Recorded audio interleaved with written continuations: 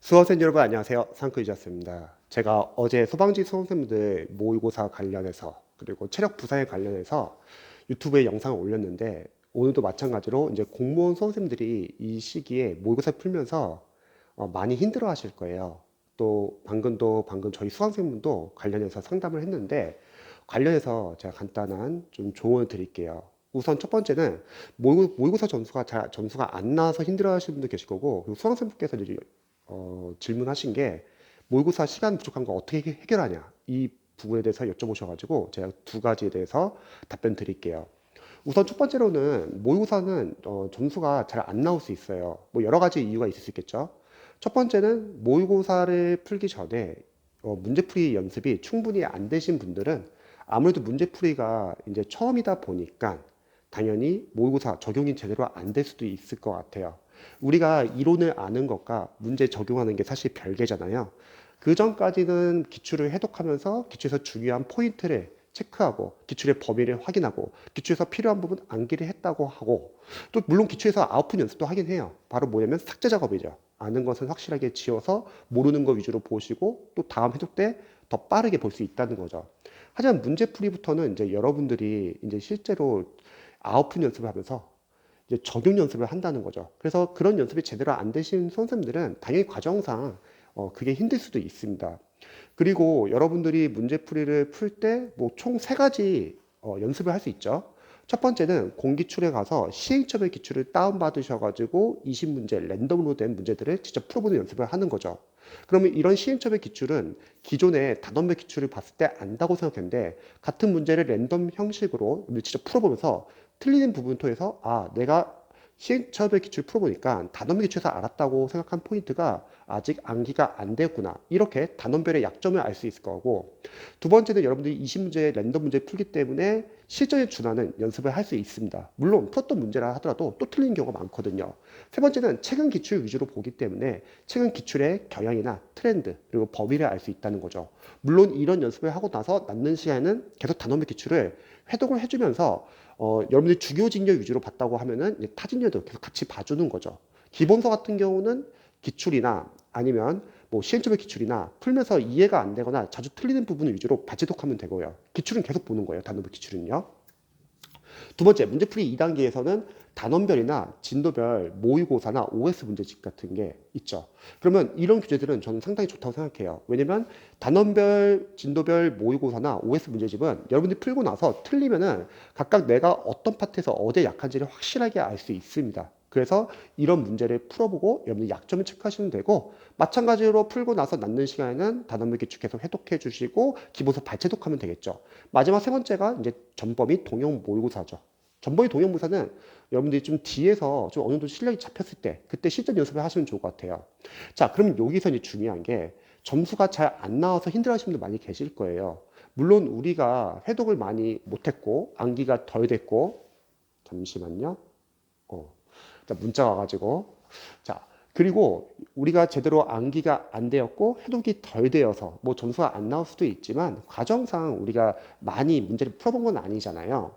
그리고 이러한 실전 연습은 뭐 단원별 여러분들이 기출을 풀고 나서 시행처별 기출이나 전보의 모의고사 풀면서 실전에 준하는 연습을 할 수 있다는 거죠. 다섯 과목 모아놓고 뭐 과목 순서 같은 거 정할 수도 있겠죠. 내가 어떤 과목 순서대로 좀 푸는 게 좀 더 효율적일지. 저는 영어 강사로서는 언어 과목은 좀 앞에서 풀어주시면 좋을 것 같아요. 처음에 국어를 풀기 좀 부담스럽다고 하면 뭐 한국사를 먼저 넣어도 상관없는데요. 언어 과목을 뒤에다 놓고 풀면 문제가 뭐냐면 앞에서 집중력을 다 빼앗기고 뒤에서 언어 과목 푸는 게 쉽지는 않은 것 같아요.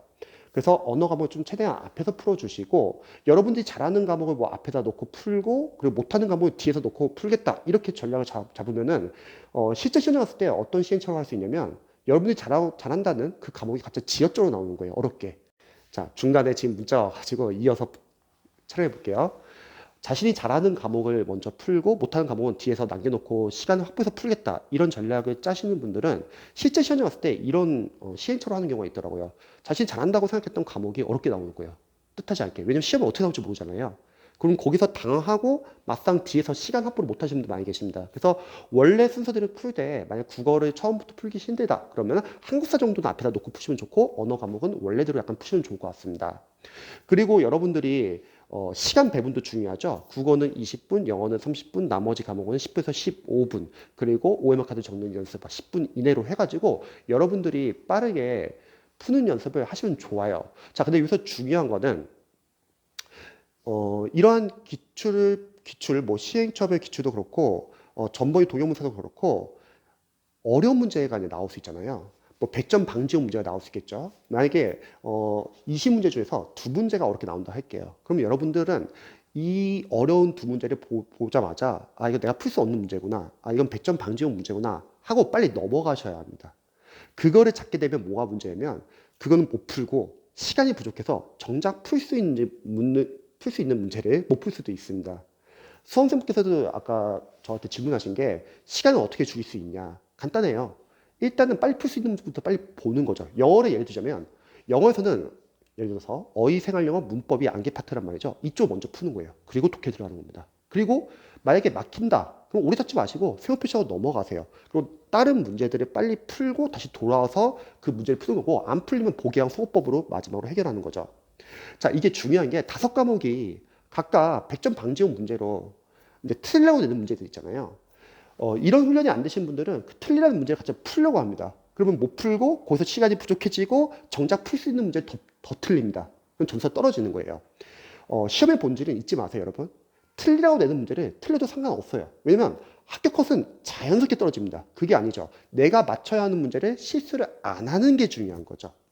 그래서 어려운 문제나 못 푸는 문제는 넘어가세요. 넘어가시고 일단 맞춰야 하는 문제를 집중해서 빨리 풀고 그리고 남는 시간에 다시 여러분들이 못 푼 문제로 돌아가셔야 합니다. 5과목을 이런 식으로 여러분이 접근하면은 계속 넘어가는 문제도 있잖아요. 그만큼 시간이 줄어들 거고 그런 반대로 다시 여러분들이 빨리 다 풀고 나서 그 부족한 부분 다시 돌아가는 게 중요합니다. 그래서 이렇게 시간을 약간 좀 줄일 수가 있어요. 자, 그 다음에 틀린 문제는 둘 중에 하나겠죠? 첫 번째는 실수로 틀린 부분. 이런 부분은 반성을 해야죠. 내가 암기가 안 됐거나 복습이 안 됐거나 또는 뭐 OMR 카드 잘못 쳤거나 이런 건 실수 보완을 해야 합니다. 왜냐면 실수는 반복이 돼요. 하지만 지역적인 문제는 너무 크게 신경 쓰지 마세요. 보통 학원 모의고사들 중에서 어려운 모의고사들 많습니다. 왜냐면 어렵게 내야지 여러분들이 강의를 계속 수강하고 계속 인강을 보거든요. 그래서 모의고사 점수 너무 안 나온다 해서 지금 너무 걱정하지 마세요. 저희 합격생분들도 모의고사 점수 잘 안 나왔습니다. 하지만 실전 시험에서는 점수 잘 나옵니다. 왜냐면 시험은 강사님들이나 연구원들이, 학원의 연구원들이, 조교들이 내는 게 아니잖아요. 출제위원이 내는 거잖아요. 그래서 너무 걱정하지 마세요. 대신에 자신의 약점을 체크하는 거죠. 또한 집중력 유지하는 연습도 중요하다고 했죠. 우리가 당연히 모의고사 풀다 보면은 뭐 쉬운 회차도 있고 어려운 회차도 있잖아요. 집중력 유지하는 연습이 중요하고요. 그리고 OMR 카드 작성하는 연습이 참 중요합니다. 이런 연습이 제대로 안 되신 분들은 실제 시험장 갔을 때 OMR 카드 교체하고 나서 당황해가지고 실수하는 경우도 많습니다. 실제로 상담을 해보면은 제 시생분들 중에서 아깝게 뭐 한두 문제 차이로 떨어지신 분들 계세요.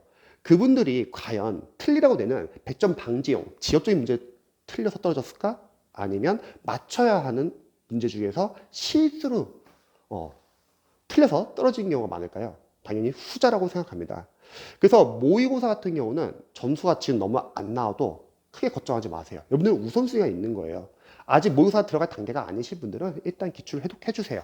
그리고 기출을 한 3회도 정도 하고 나서는 이제 문제풀이 3단계에 들어가는 거죠. 여러분들이 시행착오별 기출, 단원별 진도별 모의고사 또는 단원별 진도별 OS 문제, 마지막 동영 모의고사 풀면서도 계속 단원별 기출을 계속 보는 겁니다. 기본서는 기출이든 모의고사든 여러분들이 풀면서 이해가 안 되거나 자주 틀리는 부분 위주로 발제독하면 됩니다. 그래서 모의고사로 너무 힘들어하지 않았으면 좋겠습니다. 안 그러면은 지금 가뜩이나 여러분들이 집중하기도 힘든데 모의고사 점수가 너무 안 나오면 그걸로 인해서 불안해지고 또 집중 못 하시는 분들 많이 계시거든요. 근데 합격생분들은 모의고사는 그냥 내가 시행착오를 미리 한다고 생각하고 그냥 풀어보고 그냥 쿨하게 넘깁니다. 그래서 너무 걱정 안 하셔도 됩니다. 어차피 시험은 시험장 가봐야지 알아요. 그때까지는 여러분들 계속 꾸준하게 연습을 하시고 시행착오 빨리빨리 하시고 지금 시행착오 안 하면 나중에 시험장 가서 하잖아요. 그리고 문제점은 보완하시고 시험 당일만 잘 보시면 됩니다. 지금 앞으로 여러분들이 모의고사 많이 풀 거예요. 근데 너무 좌절하지 않았으면 좋겠습니다. 합격생분들도 똑같았어요. 점수 너무 좌절하지 마시고 문제점만 체크하고 넘어가세요. 여러분들은 충분히 잘 할 수 있다고 생각합니다. 제 영상이 도움이 되셨으면 좋겠네요.